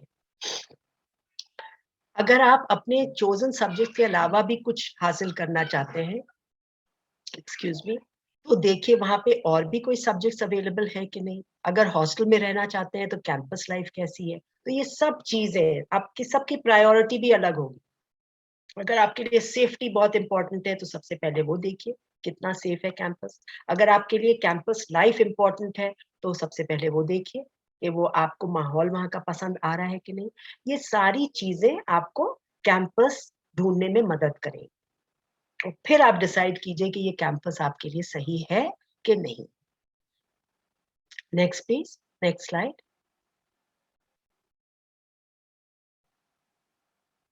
मैंने एक स्लाइड में जिक्र किया था कि पढ़ाई के अलावा भी बहुत सी स्किल्स की अब डिमांड है। तो यहाँ जरा सा मैं बैकग्राउंड बताऊं, ये जो आप टॉप 10 स्किल्स 2025 की देख रहे हैं, मैं थोड़ा सा इसके बारे में बताती हूँ कि ये कौन कह रहा है।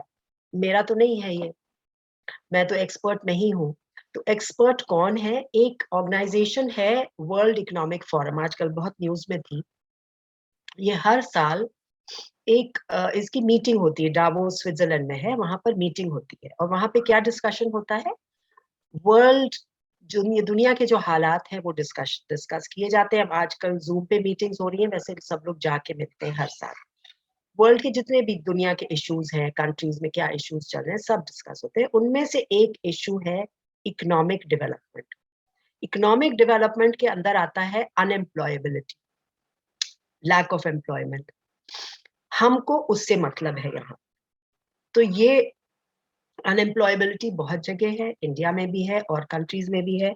इस पे जब रिसर्च की उन एक्सपर्ट्स ने, तो इनको पता ये चला कि अनएम्प्लॉयबिलिटी की एक बहुत बड़ी वजह ये है कि स्किल्स की कमी है उन लोगों में जो जॉब तलाश करने जाते हैं। फॉर एग्जाम्पल, एक कंप्यूटर एक्सपर्ट है या एक इंजीनियर है, उसके अंदर डोमेन नॉलेज है, उसको इंजीनियरिंग के बारे में सब पता है, उसको कंप्यूटर्स के बारे में सब पता है, लेकिन अब आजकल वो काफी नहीं रह गया है। उसके अलावा भी स्किल्स चाहिए।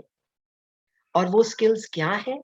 बहुत सारी, कहीं 25-50, बहुत सारी हैं। यहाँ पे कंप्रेस करके 10 स्किल्स, टॉप स्किल्स, और ये भी ग्रुप्स ऑफ स्किल्स हैं, ये यहाँ पर हैं। एक एक करके मैं आपको बताती हूँ कि ये क्या है। इनको भी 4 ग्रुप्स में डिवाइड कर दिया है, और ये भी आप गूगल सर्च करेंगे, ये आपको मिल जाएगा। ये मैंने वहीं से लिया है, वेबसाइट से उनकी लिया है, आपको भी मिल जाएगा, आप देख सकते हैं। हो सकता है इनमें से कुछ स्किल्स आपके अंदर मौजूद हो, अगर नहीं है तो आप डेवलप करना शुरू कर दें अभी से। और जब तक आपकी पढ़ाई चल रही है, अभी स्कूल में, उसके बाद कॉलेज में, जब तक आप जॉब में जाते हैं या अपनी बिजनेस स्टार्ट करते हैं, जो भी आप करना चाहते हैं, तब तक कोशिश करें कि ये सारी स्किल्स आप में डेवलप हो जाएं। इसकी एक बहुत इंटरेस्टिंग चीज मैं आपको बताती हूँ। अब ये स्किल्स को डिवाइड कैसे, पहले तो हम 2 में डिवाइड कर देते हैं, एक हार्ड स्किल्स और एक सॉफ्ट स्किल्स। हार्ड स्किल्स वो हैं जो हमने किताब से पढ़ के सीखी हैं। कंप्यूटर एक्सपर्ट में हूँ, मैंने पढ़ाई की है, 10, 12, 20 जितने भी साल मैंने पढ़ाई की, मैं कंप्यूटर एक्सपर्ट हो गई। तो मुझे सारी हार्ड स्किल्स कंप्यूटर से रिलेटेड सब आ गई, सब मुझे पता है। बाकी बची सॉफ्ट स्किल्स। अब सॉफ्ट स्किल्स क्या है, देखते हैं जरा सा। आप लोग देख पा रहे हैं कि नहीं देख पा रहे हैं? इसमें 4 तरह से इन्होंने डिवाइड कर दिया है, इनको 4 ग्रुप्स बना दिए हैं, यूं कह लीजिए आप।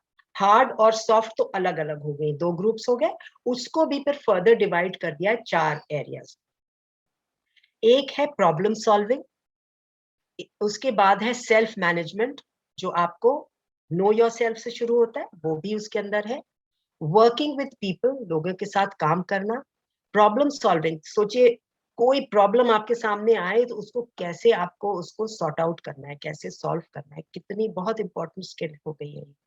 और फिर एक आ जाती है टेक्नोलॉजी। तो 4 ये मेजर डिविजन्स है, problem solving, self management, working with people, technology use and development. अब वो टेक्नोलॉजी यूज, ये हार्ड स्किल हो गई। इंटरेस्टिंग चीज इसमें ये है कि प्रॉब्लम सॉल्विंग की 5 स्किल्स हैं, ये आती हैं सॉफ्ट स्किल्स में। सेल्फ मैनेजमेंट 2 स्किल्स हैं, वर्किंग विद पीपल 1 स्किल है। तो ये हो गई 5, 6, 7, 8 स्किल्स जो है वो सॉफ्ट स्किल्स हैं, जो हमें स्कूल में नहीं सिखाई जाती। और जो 2 स्किल्स हैं टेक्नोलॉजी और डेवलपमेंट की, वो सिर्फ 2 स्किल्स इसमें हैं, वही हम स्कूल में सीखते हैं। तो ये बाकी स्किल्स हमें कौन सिखाए? ये हमें खुद डेवलप करनी है। नहीं तो जब हम जॉब के लिए पहुंचेंगे या अपना बिजनेस भी हम स्टार्ट करेंगे, तो हमें उस वक्त सीखना पड़ेगा। और जब हम उस वक्त सीखना, मजबूरी में सीखना पड़ेगा। अगर आप नहीं सीखेंगे तो आप आगे नहीं बढ़ पाएंगे। जॉब मिल भी जाएगी तो उसको सस्टेन नहीं कर पाएंगे। तो सीखना पड़ेगा लाजमी उस वक्त। तो अगर हम अभी से सीख लें तो कितनी अच्छी बात है। ये स्किल्स आपको मिल जाएंगी, आप इसको देखें और धीरे धीरे इनको डेवलप करें। इनके बहुत से तरीके हैं, उनको किस तरह डेवलप करना है ये भी आपको गूगल पे मिल जाएगा। Next please. अब हमने सब चीजें पूरी जितनी पॉसिबल थी इस वक्त वो कवर कर ली। ये एक करियर चार्ट है जिसकी सॉफ्ट कॉपी मैं भेज दूंगी, और जो भी आपको जिन्होंने ये इंफॉर्मेशन आप तक पहुंचाई उनको सॉफ्ट कॉपी भेज दूंगी, वो प्रिंट करके आपको दे सकते हैं या सॉफ्ट कॉपी दे सकते हैं। वैसे ये चार्ट्स भी आपको बहुत सारे मिल जाएंगे। अब आ गया स्टोरी टाइम, अब कहानी का वक्त आ गया। Next slide please. अब काम की बात खत्म, अब कहानियां शुरू हो। यहां से मैं 3 स्लाइड्स आपको दिखाऊंगी। ये कहानियां 3 छोटी छोटी कहानियां हैं, इनको मैं कहती हूँ द पावर ऑफ नाउ। अभी तक हम ये आपको मैं बता रही थी कि आप आगे चल के ये कर सकते हैं, आगे चल के आपको ये करना है, ये जॉब करना है, कर सकते हैं, ये कर सकते हैं, वो कर सकते हैं। खांसी कुछ ज्यादा। ये है निहाल राज, ये 11 साल के हैं और इन्होंने एक मैंगो आइसक्रीम बनाई और यूट्यूब पे उसकी रेसिपी डाल दी। वो वायरल हो गई, इतनी पॉपुलर हो गई, जगह जगह फैली, बहुत दूर तक गई, और फाइनली फेसबुक ने इनको $2000 की डील इनसे साइन कर दी और कहा है कि आप रेसिपीज बनाइए और हमको दीजिए। और ये कितने बड़े हैं? 11 साल के। 2010 में ये पैदा हुए थे, तो कैलकुलेट कर लीजिए। 12 के हो गए शायद, या 11 के ही हैं, 12 के हो गए। ये थे लिटिल शेफ। अब एक और कहानी, बहुत छोटी छोटी कहानियां हैं। ये यंग आर्टिस्ट हैं, और ये कौन है? इनका नाम है अद्वैत कोलारकर। ये 7 साल के हैं और 1 साल की उम्र से इन्होंने कुछ ऐसी बनाना शुरू किया। इनके पेरेंट्स को लगा कि ये बहुत अच्छा बना रहे हैं जो भी ये बना रहे हैं, और उन्होंने एक एग्जीबिशन लगा दी पुणे में। वहां पे वो बड़ी पॉपुलर हो गए ये, इनकी पेंटिंग्स कुछ कुछ बिक गई। और अब तो ये बड़े हो गए हैं, ये पुरानी बात मैं बता रही हूँ, लेकिन इनकी जो सबसे ज्यादा महंगी पेंटिंग इनकी बिकी है वो 5 लाख की। देखना पड़ेगा कि वो कैसी होगी। हो सकता है सबको पसंद ना आए, लेकिन इनके लिए तो बहुत अच्छा हो गया, इनको 5 लाख रुपए मिल गए। अब एक आगे एक लास्ट कहानी। Next slide please.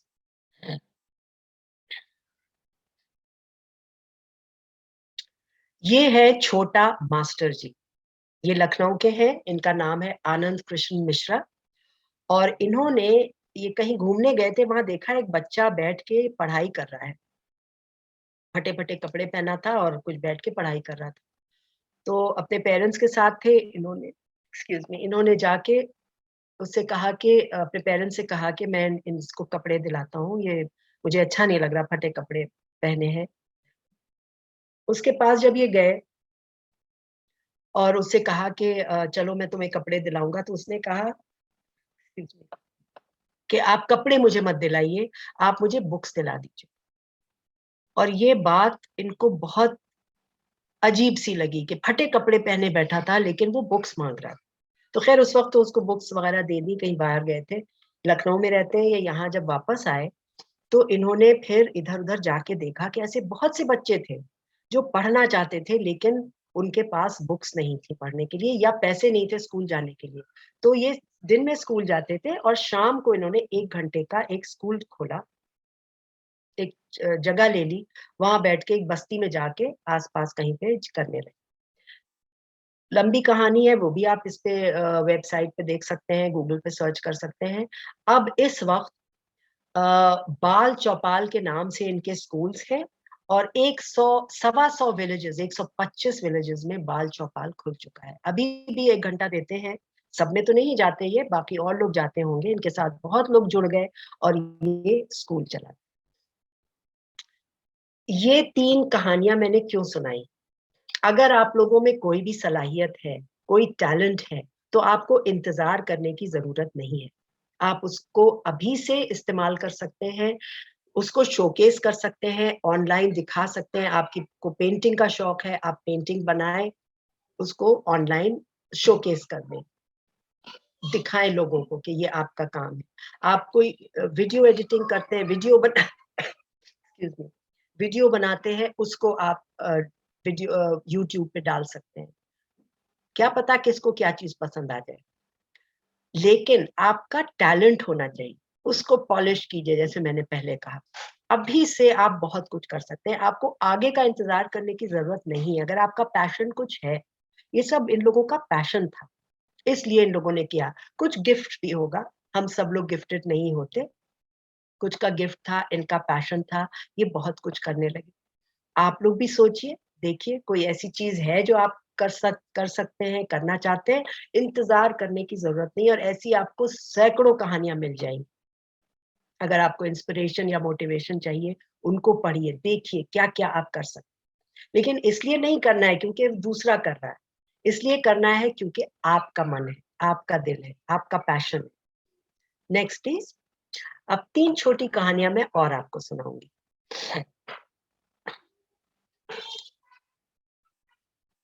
ये है सिमरन। इनके फादर की डेथ हो गई थी 2018 में, अकेली बेटी है। इनकी अम्मी जो है वो घरों में जाके काम करती हैं। जब पैसे की कमी हुई तो ये भी जाने लगी, दिन में स्कूल जाती थी, शाम को काम करती थी। पिछले साल ये 10 अगस्त को यूएस चली गई, यूनाइटेड स्टेट्स ऑफ अमेरिका। वहां स्कॉलरशिप पे गई है, $100 इनको मिलता है। और ये सेकंड स्टूडेंट है उत्तर प्रदेश की जिनको ये मिला है। क्यों मिला है? क्योंकि पढ़ाई में बहुत तेज थी, पढ़ाई में बहुत दिल लगता था और दिल लगा के पढ़ती थी। देखिए कहाँ बैठ के पढ़ रही है, उनके पास शायद कुर्सी मेज भी घर में नहीं होगा। एक कहानी, एक और कहानी दिखाती हूँ आपको। Next please. Next slide please. ये है तुषार विश्वकर्मा, 12th क्लास में है। इससे पहले वाली प्लीज। अस्मा, इससे पहले वाली स्लाइड प्लीज। यस, ये तुषार विश्वकर्मा है। आप देख रहे हैं कि इनके हाथ नहीं है, लेकिन कभी इन्होंने ये नहीं सोचा कि मेरे अंदर कोई कमी है। 12th में इनके 70% आए, 10th में 67% आए। और इन्होंने कभी कोई कंसेशन नहीं लिया। एक बार बस एक कंसेशन ये लिया, क्योंकि ये टेबल चेयर पे बैठ के एग्जाम नहीं दे पा रहे थे, तो उन्होंने कहा कि मुझे प्लीज इजाजत दे दी जाए कि मैं जमीन पे बैठ के करूं। तो ऑफ कोर्स इनको इजाजत मिल गई और इन्होंने वो एग्जाम बैठ के जमीन में। लेकिन किसी भी तरह इन्होंने हार नहीं मानी। अब ये इंजीनियरिंग कोर्स कर रहे हैं। और अब आखिरी कहानी हम देखते हैं। Next please.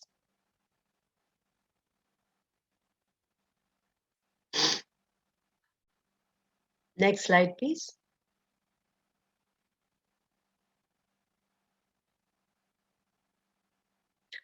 अच्छा चलिए, स्लाइड जरा सी झलक आपने देखी ली थी, मैं बताती हूँ कि कौन है वो। जी, इन्होंने 2020 में सिल्वर मेडल जीता है टोक्यो ओलंपिक्स में। इनका नाम है मीराबाई चानू। जरा सा ज्यादा वक्त लूंगी इनकी कहानी पे क्योंकि मुझे बड़ी इंटरेस्टिंग लगी। ये जहाँ रहती हैं, इम्फाल में रहती हैं, नैंगपॉक काकचिंग कोई जगह इम्फाल में, वहां रहती है। तो इनके यहाँ क्या होता था, इनको रोज जंगल में जाना पड़ता था लकड़ी इकट्ठा करके लाने के लिए। उस पे खाना वगैरह बनता था, सब जरूरियात उस पे पूरी होती थी। पानी के लिए एक लेक थी, वहां से तालाब था, वहां से पानी भर के लाते थे, भाई बहन सब लोग जाते थे और इस तरह इनका गुजारा होता था। इनके जो बड़े भाई थे, जब बहुत सारी लकड़ी इकट्ठा होती थी, उसको ये बांध बांध के सर पे रखते थे या पीठ पे, जैसे भी रखते होंगे, आते थे। तो इन्होंने धीरे धीरे देखा कि ये अपने भाई से ज्यादा लकड़ी उठा लेती है और 2-2 किलोमीटर उनको चलना पड़ता था। तो वो उठा के, भाई बेचारा थक भी जाता था, ये नहीं थकती थी, आ जाती थी। तो उनको समझ में आया कि स्पोर्ट्स में शायद मैं अच्छा कर सकती हूँ। उनको शौक भी था स्पोर्ट्स में जाने का। तो ये बनना चाहती थी आर्चर, जो तीर कमान चलाते हैं, वो करना चाहती थी। लेकिन जब वहां गई, उन्होंने वहीं पे देखा पास में वेट लिफ्टिंग हो रही थी। तो उन्होंने सोचा चलो मैं ये करके देखती हूँ। तो वो इन्होंने बड़ी आसानी से कर लिया, धीरे धीरे उसमें इनको इंटरेस्ट हो। और छोटी उसको मुख्तसर कहानी ये कि पहुंचते पहुंचते 2016 में भी ये ओलंपिक्स में गई, हार गई, किसी भी गेम में ये सक्सेसफुल नहीं हो पाई। वहां पे ये हार मान सकती थी, बैठ जाती कि अब आगे क्या होगा, लेकिन उन्होंने ऐसा नहीं किया। 2020 में फिर से ज्वाइन किया और तब इनको सिल्वर मेडल अपीयर हुई और इनको सिल्वर मेडल मिला। बसेस चेंज कर करके जाती थी, इनके पास पैसे नहीं थे, वेट्स खरीदने होते उसके पैसे नहीं थे, तो लकड़ी के इन्होंने फैशन करके खुद बनाए थे और उससे ये वेट लिफ्टिंग करते थे। तो ये 3 कहानियां मैं आपको सुनाना चाहती थी। अब नेक्स्ट स्लाइड की तरफ चलते हैं। एक लास्ट सवाल, ये बस आखिरी स्लाइड है। आप लोग इतना सब आप लोगों ने देखा, शुरू में मैं बहुत खुश हुई थी देख के कि आप सब लोग फ्यूचर रेडी थे। बहुत सारे लोगों ने कहा कि हम फ्यूचर रेडी हैं। अब बताइए, क्या आप ये कह सकते हैं, dear future I am ready?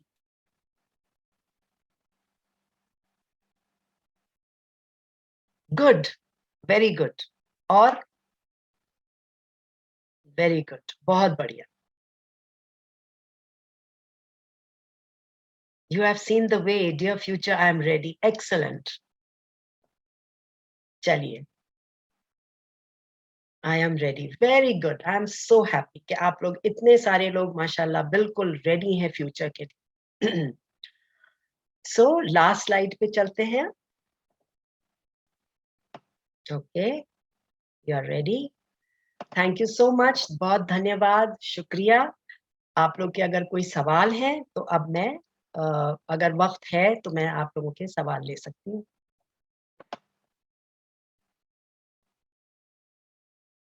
Very welcome, all of you are very welcome. Thank you Shamima. तो चंद सवालात हैं यहाँ क्यूए बॉक्स में।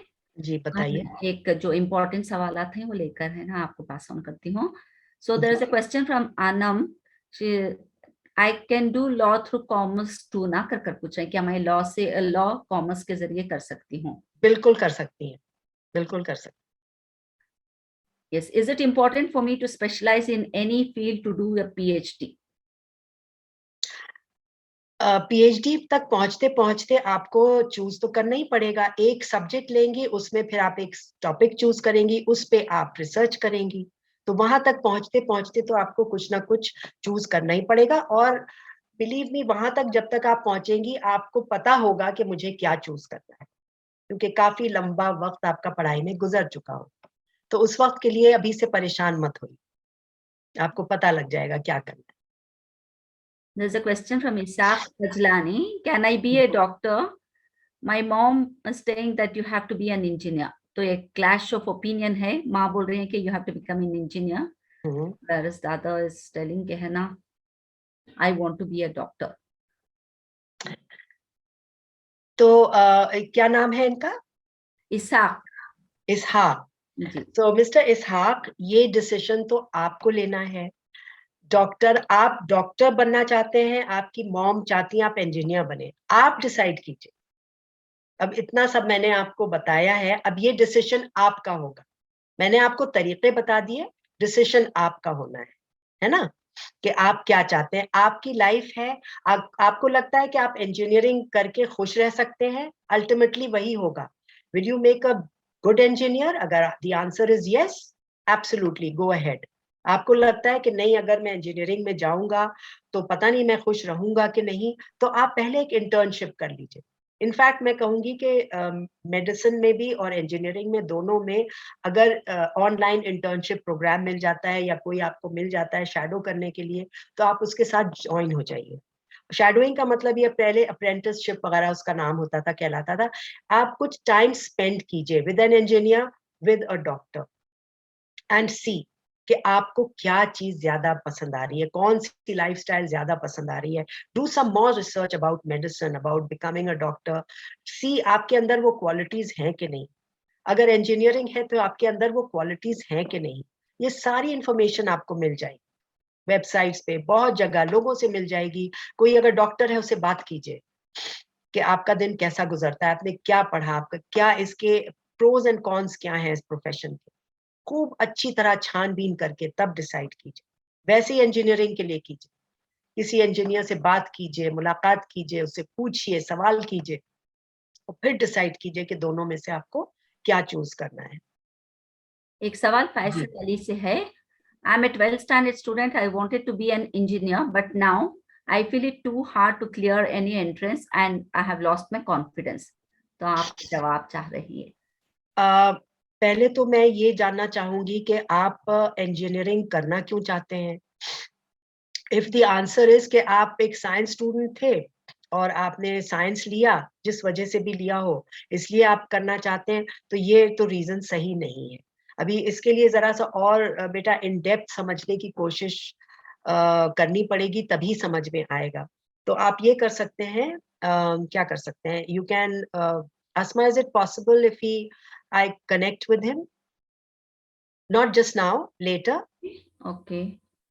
So if possible, I am willing to share my number. आप हमसे बात करके, क्योंकि ये जरा लंबा इसका आंसर होगा, पहले मुझे बहुत कुछ आपके बारे में जानना होगा, तभी मैं सही तरीके से इसका जवाब दे सकती हूँ। फैसल अली, आपका नंबर दे दीजिए ना, यहाँ चैट बॉक्स में डाल दो आप। जी प्लीज डाल दीजिए जी। तो anybody who wants some more inputs, कुछ सब आप कर पूछना चाहते हैं तो आप मुझे कांटेक्ट कर सकते हैं। तो लास्ट इसका सिंपल आंसर नहीं है इसका, और ऐसे मैं दे भी नहीं पाऊंगी, सही जवाब नहीं दे पाऊंगी, बाकी बहुत सारी चीजें जाने बगैर। जी। और एक सवाल है अनम से, ma'am what if I want to do CLAT because there isn't any streams available for that. Currently she is in 10th. What is available for that? There are no streams for taking up CLAT. तो है ना, अब 10th की बच्ची है ये Anam. CLAT के लिए बेटा कोई स्ट्रीम नहीं चाहिए, आपको कोई स्ट्रीम नहीं चाहिए। उसके आप पास्ट पेपर्स निकालिए क्लैट के, देखिए उसमें किस तरह के क्या पैटर्न है, क्या आता है, उसका सिलेबस निकालिए और उस तरह से उसके लिए प्रिपरेशन कीजिए। It is very different. आपको कोई स्पेसिफिक सब्जेक्ट नहीं चाहिए क्लैट में अपियर होने के लिए। उसके जब आप क्वेश्चन पेपर देखेंगी तो आपको ये बात समझ में आ जाएगी, तो उस तरह से तैयारी कीजिए, उसकी बुक्स, सिलेबस एटसेट्रा। जी। Final question of the session. I have done MBA from Alia University in 2016. After that, few years in private job, but in 2019, I decided to be an entrepreneur. So I have done entrepreneurship and export-import course from MSME Kolkata. I have a business idea, but due to pandemic, I can't start. I want to start digital business, but now I want to be in a government project. How can I get projects through Startup India or Stand Up India, Invest India, etc. So basically उनको है ना financial support चाहिए शायद to start a startup business. Okay. business, हाँ। अच्छा, तो again ये ऐसा क्वेश्चन है कि इसका बड़ा लंबा आंसर होगा और इसका बैकग्राउंड बहुत सी चीजें मुझे अभी पहले जाननी होंगी, तभी मैं कुछ प्रॉपर गाइडेंस या तो खुद करूंगी या किसी से आपको कनेक्ट कराऊंगी जो कर सकता है। तो आप अगर नंबर डाल दिया है चैट बॉक्स में तो प्लीज मुझे कांटेक्ट कर लें और फिर वहां से थोड़ा डिस्कशन के बाद ही इसका जवाब, प्रॉपर जवाब में दे पाऊंगी मैं। Shahin ma'am, I think I have taken up all the questions that were there in the QA box. Okay. So thank you for the insightful session. And the students have really understood how they have to make the right choices while creating their future. I, on behalf of AMP, would like to extend my heartfelt thanks for being with us as the speaker for today's session on Create Your Future. So I'm Mrs. Asma Firdaus here, member core team of the School Development Program, winding up today's session. Thank you one and all for attending today's session. Thank you. Thank you so much. It was my pleasure.